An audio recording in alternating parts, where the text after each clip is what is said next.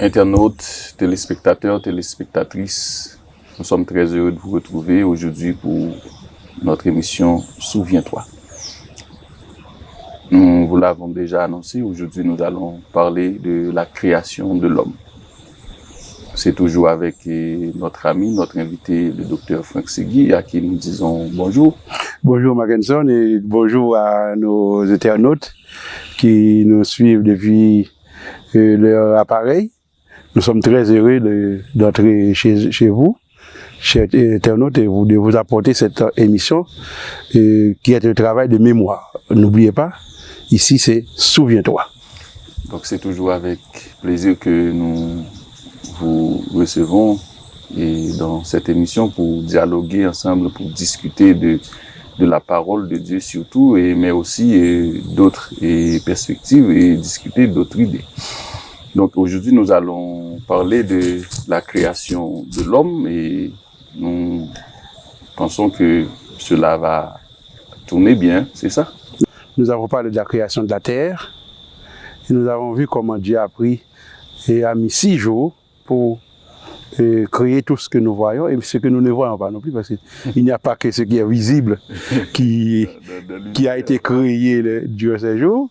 Et aujourd'hui, nous allons mettre l'accent sur ce que Dieu a fait le 6e jour. Parce que Dieu, au 6e jour, a créé l'homme. Et ce que nous sommes. Quand nous disons l'homme, il faut voir le genre humain, qui inclut le mâle et la femelle, l'homme et la femme. Voilà. Ouais. Et donc nous avons suivi tout le récit de la création, donc tout le processus de l'œuvre créatrice de Dieu. Et nous avons constaté qu'il a créé les autres éléments de l'univers ou de la nature à partir de l'acte de la parole. Et c'est intéressant. Mais en lisant le récit de la création de l'homme, notamment au 2e chapitre du livre de la Genèse, et Genèse 2, verset 7, nous lisons ceci. Donc l'Éternel Dieu forma l'homme de la poussière de la terre, il souffla dans ses narines un souffle de vie et l'homme devint un être vivant. Alors, ma première question est à vous, Franck, c'est pourquoi avec de la poussière de la terre et qu'est-ce qu'il y a de particulier, qu'est-ce qu'il y a de spécial dans la poussière de la terre? Merci pour cette question, Mackenson. Cette question me permet de faire plusieurs clarifications. Et j'ai pour habitude d'entendre des gens dire que l'homme est tiré de la boue. Et il est important de constater que le texte dit de la poussière de la terre. Le texte ne dit pas de la boue, mais de préférence de la poussière de la terre. Pourquoi la poussière de la terre? Ça va me permettre de faire une deuxième clarification. La Bible, c'est un livre rempli d'affirmations scientifiques, de déclarations scientifiques.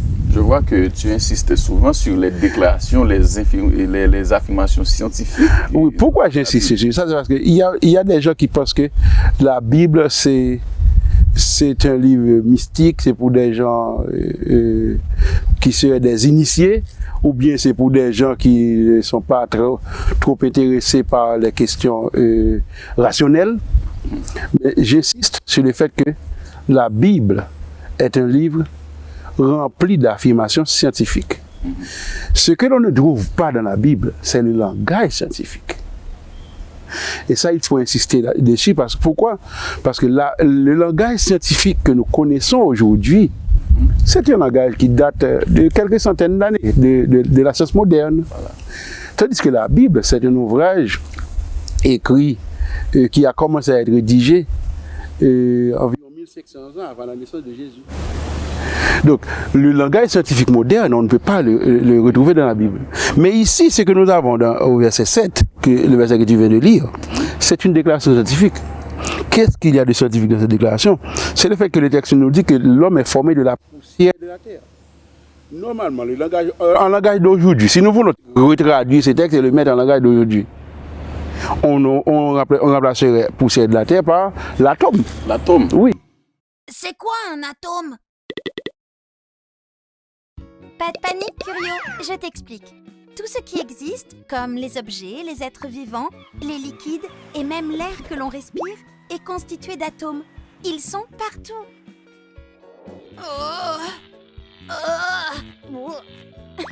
Non, mon Curio. Les atomes sont des éléments si petits qu'il faut des microscopes très puissants pour les observer. Les scientifiques ont découvert plus d'une centaine d'atomes différents, comme celui d'oxygène. Regarde, un atome est composé d'un noyau autour duquel tournent des électrons qui ont une charge électrique négative. Le noyau, lui, est constitué de protons chargés positivement et de neutrons qui n'ont pas de charge. Un atome est surtout constitué de beaucoup de vide. Imagine, s'il avait le volume d'une piscine olympique, son noyau serait de la taille d'une goutte d'eau et les électrons d'un grain de sable. Alors avant de commencer de parler des atomes et des molécules, voici le tableau périodique des éléments chimiques. Donc ce tableau périodique, il va être constitué de tous les éléments qui vont faire la matière. Que ce soit de la matière vivante ou de la matière non vivante inorganique, toute la matière qui existe est produite à partir de ces éléments chimiques. Alors on voit que certains éléments chimiques, par exemple en vert ici, sont particulièrement importants pour les êtres vivants. Quelle est l'idée qu'il y a ici? L'idée qu'il y a ici, c'est que l'homme est formé de la plus petite particule qui se trouve dans le sol. La matière. De la matière, la plus petite particule de la matière. Et c'est de cette matière-là que l'homme est composé. Intéressant. Maintenant, on pourrait se demander, mais qu'est-ce qu'on constate aujourd'hui lorsqu'on étudie le corps de l'homme? Eh bien, et aussi extraordinaire que cela puisse paraître, on constate que l'homme est formé d'environ 60 types d'éléments différents. 60 types d'éléments différents. Mais ces éléments, tu sais, ne se trouvent que dans le sol de la Terre. Si tu vas sur le sol de Mars, il n'y a pas ces éléments. Ah bon. Si tu vas sur le sol de la Lune, il n'y a pas ces éléments. Peu importe où tu vas dans l'univers, les éléments qui composent le corps de l'homme, qui constituent le corps de l'homme, on ne les trouve que dans le sol de la Terre. C'est-à-dire, je suis en train de te dire que scientifiquement, ce que nous lisons ici, c'est la vérité pure. Ok? C'est la vérité pure, c'est-à-dire les découvertes scientifiques, lorsque les chimistes et les autres et les scientifiques des autres domaines étudient l'homme, étudient la composition de l'homme, la constitution du corps de l'homme, ce qu'ils constatent, c'est que tous les éléments qui constituent le corps de l'homme, on ne les trouve que dans le sol, dans la poussière, dans le sol de la Terre, dans la poussière, comme le texte le dit. En réalité, c'est pour parler de la plus petite particule qui se trouve dans de la matière qui est dans le sol. Donc, oui, cette affirmation, et les énergies forment à l'homme de la poussière de la Terre, c'est une affirmation scientifique. Les découvertes scientifiques sont en harmonie avec ce que nous lisons ici dans la Bible. C'est intéressant. Ouais. Donc, ce n'est pas un problème. Donc, ce n'est pas pour minimiser l'homme. Ce n'est pas. Non, non, au contraire, c'est pour nous dire d'où vient l'homme. C'est pour nous dire que l'homme, aussi mystérieux que cet être puisse paraître à ses propres yeux, eh bien, l'homme est un produit de la création. Et il y a le psalmiste qui dit qu'est-ce que l'homme, quand je contemple les cieux que Dieu a créés, tous les éléments qui composent la nature, qui sont des éléments extraordinaires, et il se pose la question. Il parle à Dieu directement. Qu'est-ce que l'homme pour que tu te souviennes de lui? Et le Fils de l'homme. Mais ce qu'il doit comprendre, c'est que l'homme, c'est le produit, c'est celui que Dieu a pris le soin de créer, de former de sa propre main. Donc nous voyons en Dieu ici, dans la création de l'homme, un artiste. Donc il a formé l'homme avec ses mains. Oui, nous l'avons dit dans une émission antérieure, Dieu ne travaille pas dans une industrie en réalité. Dieu travaille dans un atelier. Bon, en tout cas, j'aime imaginer que Dieu est dans un atelier au lieu d'être dans une factory ou dans une grande industrie où tout se fait à la chaîne. Non. Dieu, il travaille comme un artiste. Et beaucoup d'images dans la Bible et il explique, et je suis l'argile et toi le potier. Toi le potier, exactement, exactement. Donc Dieu, il est dans son atelier et c'est sa créativité qui agit. Ok? Et ce que l'on constate, c'est que il y a une progression dans la manière de créer, d'organiser la terre. Et on sent que à chaque pas, c'est comme si c'était pas vers la perfection. Et c'est pour ça que Dieu, il crée l'homme au 6e jour. Lorsque tout est déjà aménagé. Il crée l'homme au 6e jour.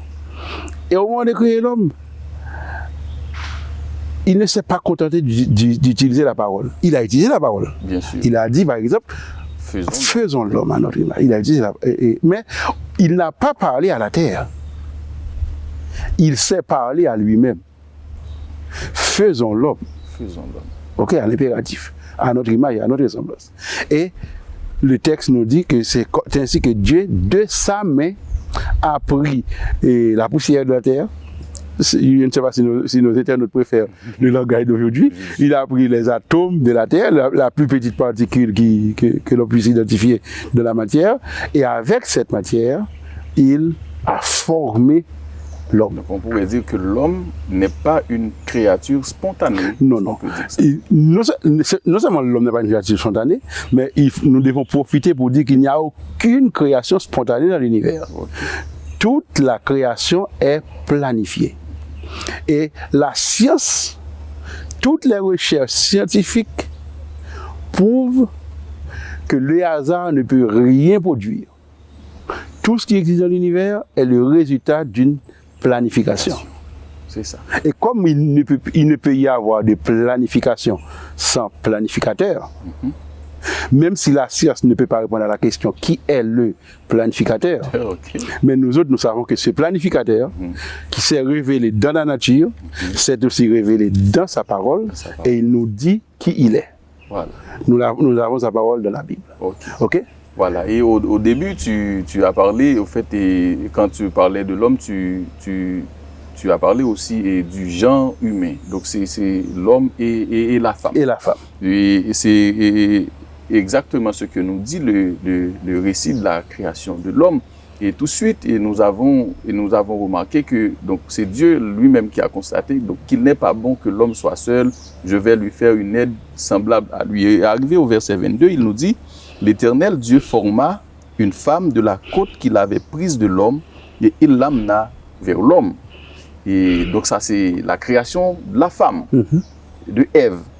Au fait, c'est à partir de l'homme que Dieu a créé, ou a formé la femme. Qu'est-ce qui est caché derrière qu'est-ce qui est caché derrière ça? Pourquoi c'est à partir de l'homme? C'est une excellente observation qui nous permet de faire certaines clarifications. Je me rappelle la discussion auxquelles j'ai déjà assisté où des gens se demandent mais pourquoi Dieu fait comme il a dit dans le verset 21. Ok? Et le verset 21 dit: Dieu fit tomber un profond sommeil sur l'homme qui s'endormit. Il prit une de ses côtes et referma la chair à sa place. Et c'est alors que le verset 22 nous dit: Dieu forma l'homme, Dieu forma une femme de la côte qu'il avait prise de l'homme et il l'amena vers l'homme. Et les questions que l'on nous pose, c'est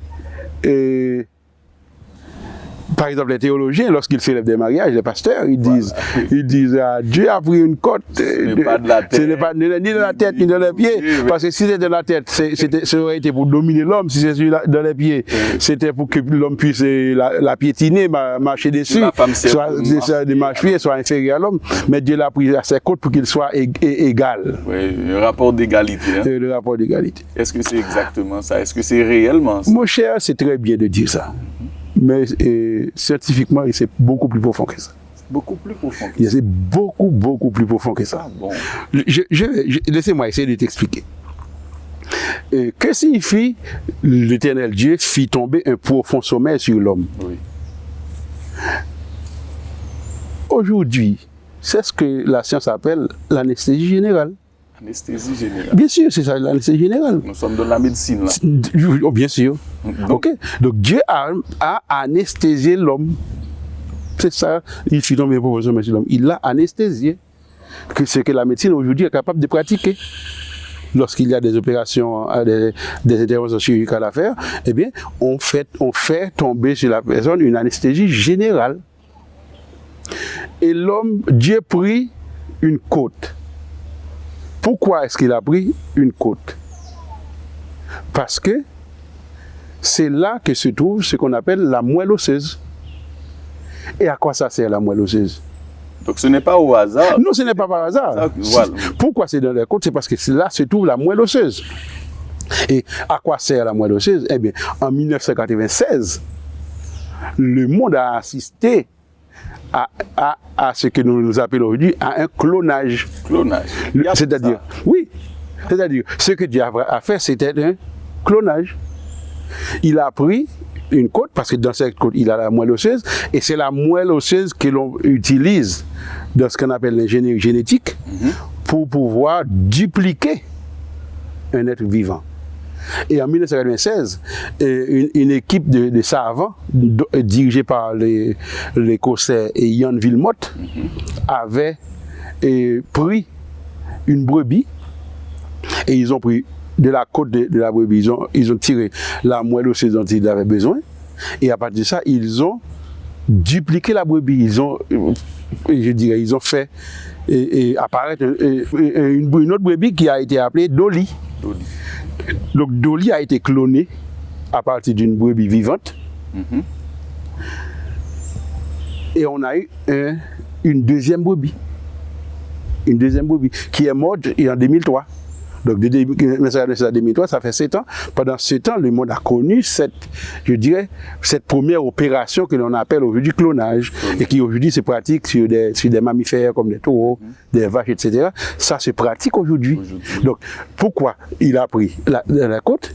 C'est parce que c'est là que se trouve le siège, ce qu'on appelle les cellules souches que l'on utilise pour faire le clonage. Il a refermé la côte. Qu'est-ce qu'il a refermé la côte?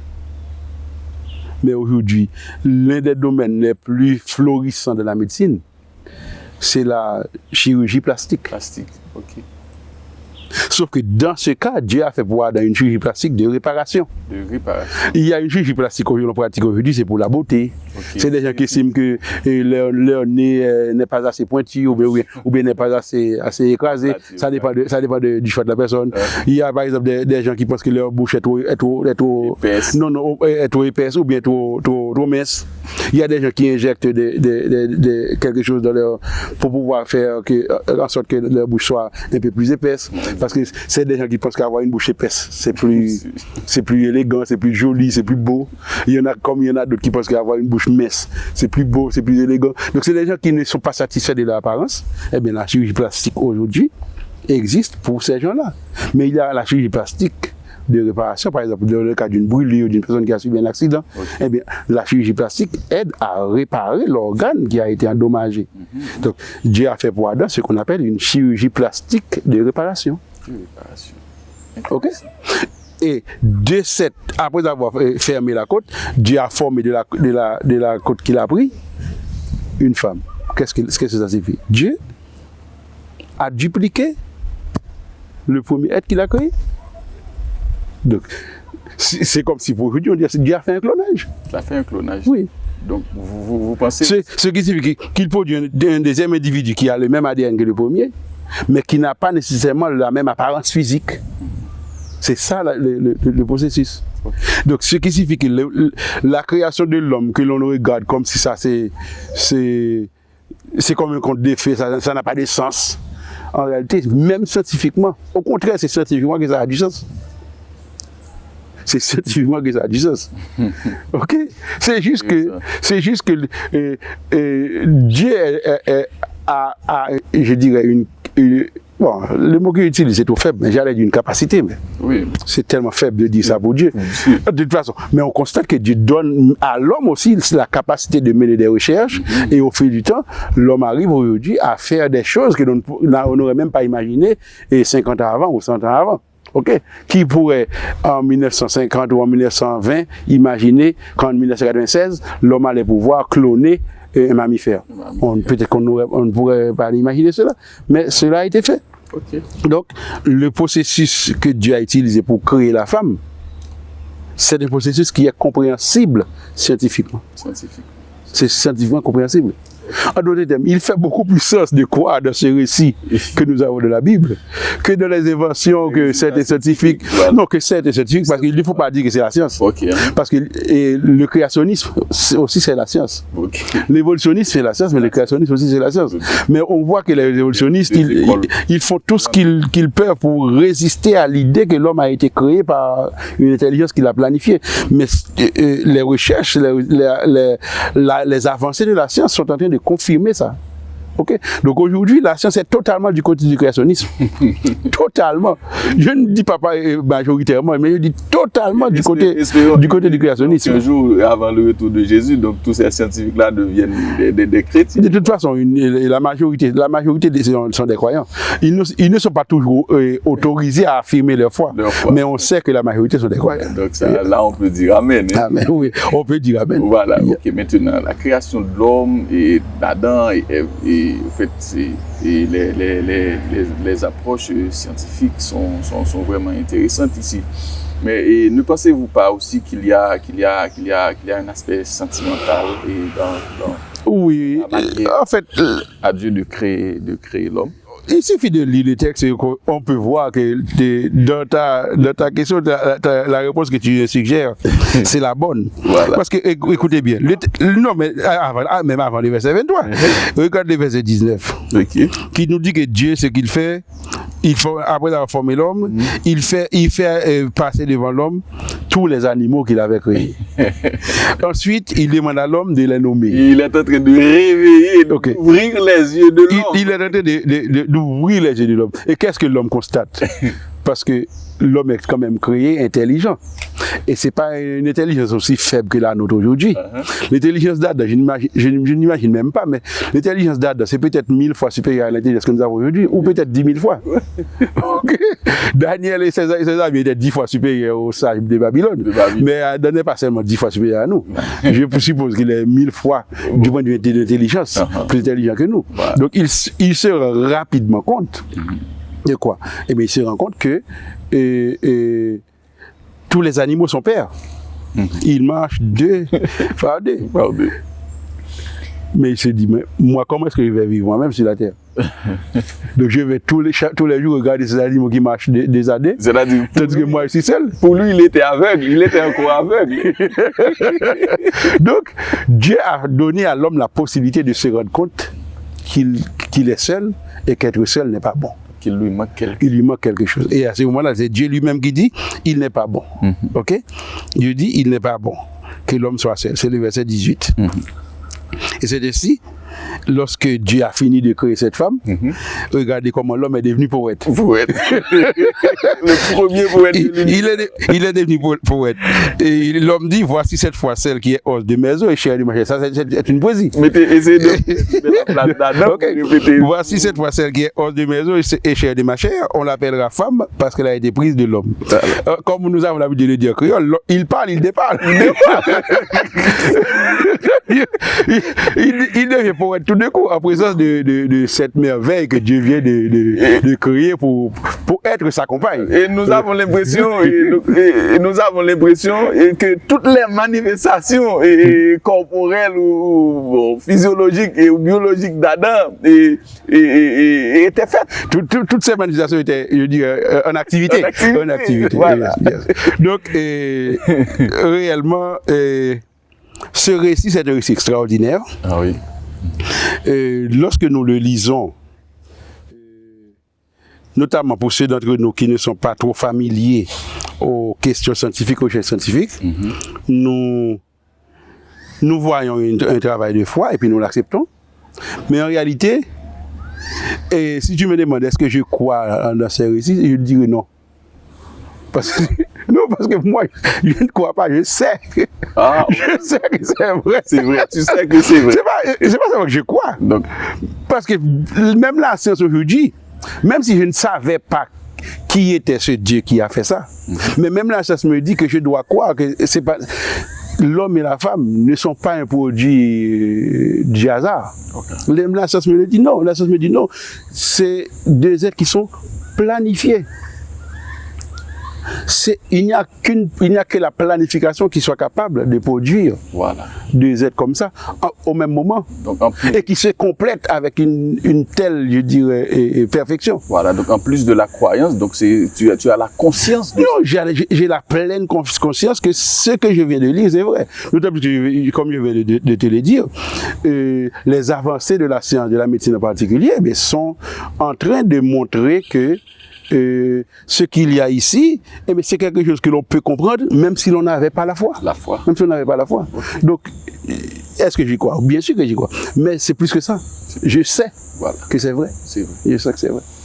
Ok, et maintenant, nous avons, donc et tu as fait de très bonnes avancées, et tu as marié la science et la Bible, et tout ça, c'est vraiment intéressant, mais et qu'il faut-il apprendre de tout cela? Bon. Nous sommes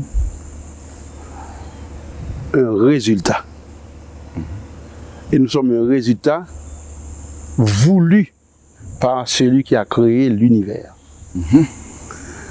Donc nous ne sommes pas un produit du hasard. Et il est vrai que nous n'avons pas parcouru tout le texte, mais nous pouvons rapidement signaler que au chapitre 1er et au chapitre 2, nous avons le récit de la création. Je dirais que ce sont les plus beaux chapitres du livre.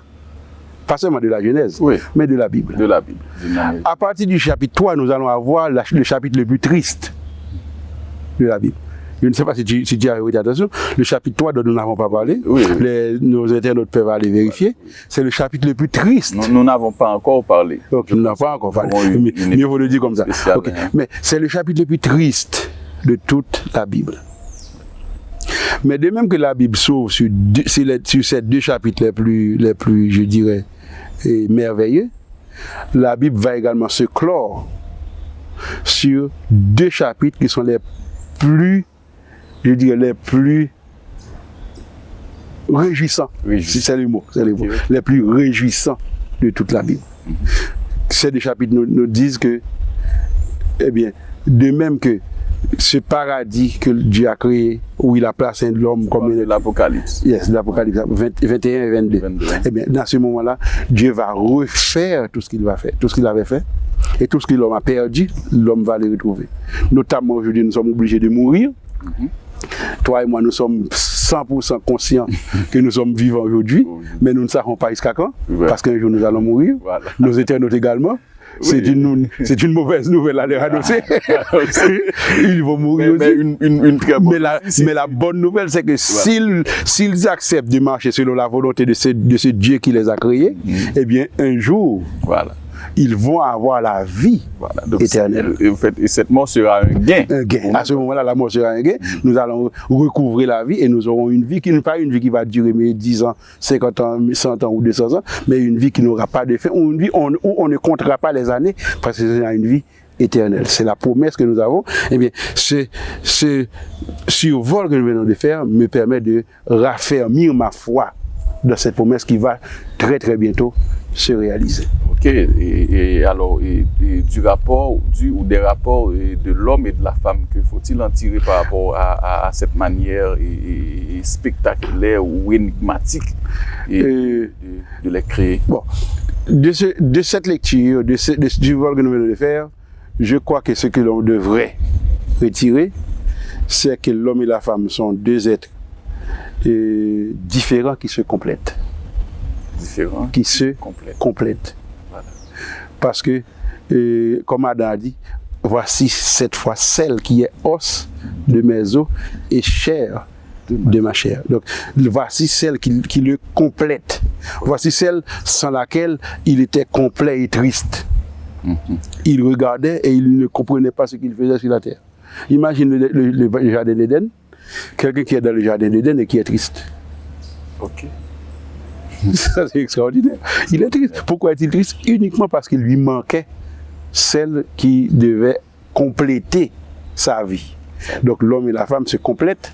Je ne dis pas que l'homme et la femme sont, que l'un est supérieur à l'autre est inférieur ou qu'ils sont égaux. Je ne parle même pas d'égalité, mais je parle de complétude. Ils se complètent. Donc ce que je veux dire, c'est qu'il ne faut pas les comparer. Il ne faut pas les comparer. Non, il ne faut pas les comparer. C'est des êtres qui se complètent. Je crois que c'est l'enseignement qu'il faut tirer de ce survol. Alors, d'accord, merci Franck. C'est la fin. Nous vous remercions pour toutes ces bonnes idées que vous avez partagées avec nous. Et vous, chers internautes, et merci d'avoir été des nôtres. Nous vous donnons rendez-vous à la plus prochaine émission. Merci. Portez-vous bien.